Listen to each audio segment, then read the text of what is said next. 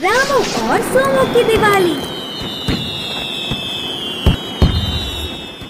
विजयपुर नामक गांव में रामू नाम का लड़का रहता था। बचपन में ही पिताजी के गुजरने के कारण उसकी माँ अपनी मेहनत से उसे पालती थी।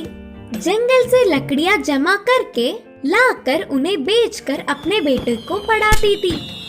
दिवाली के उत्सव पर सारे लोग पटाखों से आतिशबाजी करने पर उसे भी पटाखे दिलाने की हर साल माँ के पास जिद करता था। ऐसे आगे बड़े होते होते माँ की मेहनत और परेशानियों को समझते हुए रामू ने पूछना बंद कर दिया। दिवाली के उत्सव के दिन बहुत सारे पटाखों से आतिशबाजी करने वालों के घरों के पास जाकर बहुत देर उधर ही खड़ा होकर उनके उत्सव को देख खुश होता था। अचानक इस साल विजयपुर में एक बड़ी सी महामारी के आने पर इस बार की दिवाली उत्सव नहीं मनाने का निर्णय गांव के सारे बड़ों ने लिया था। हमेशा की तरह ही दिवाली की शाम में गलियों में घूम रहे रामू को एक बड़ी सी बंगले में एक बच्चा रोता हुआ दिखा। क्षणों में मनचाहा मिलने वाला पैसे वाला लड़का क्यों रो रहा है करके रामू समझ नहीं पाया और कारण जानने की इच्छा से रामू उस लड़के के पास गया तो उसका नाम सोमू करके पता चला। सोमू क्यों रो रहे हो करके पूछा रामू। पिताजी ने मुझसे दिवाली के पटाखे नहीं दिलाएंगे करके कहा। मैं पटाखों से खेलने तक किसी से बात भी नहीं करूंगा, जाओ।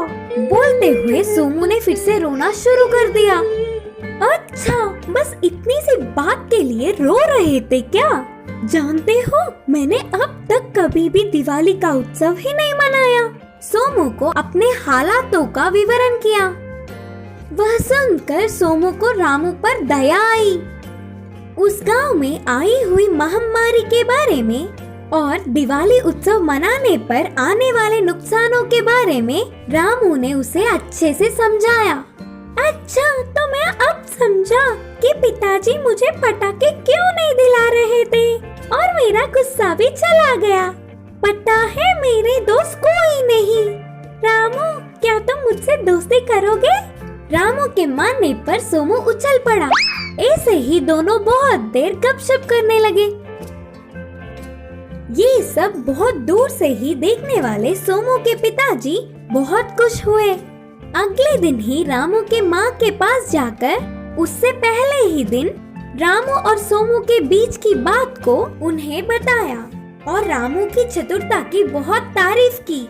उसकी पढ़ाई के खर्चे उठाने के साथ साथ सोमू के पिताजी ने उन्हें अपने कारोबार में काम भी दिलाया। उसके बाद की दिवाली में महामारी के जाने पर बड़ों ने बहुत सारे पटाखे दिलाए और रामू सोमू मिलकर उन पटाखों से आतिशबाजी करके बहुत खुश हुए।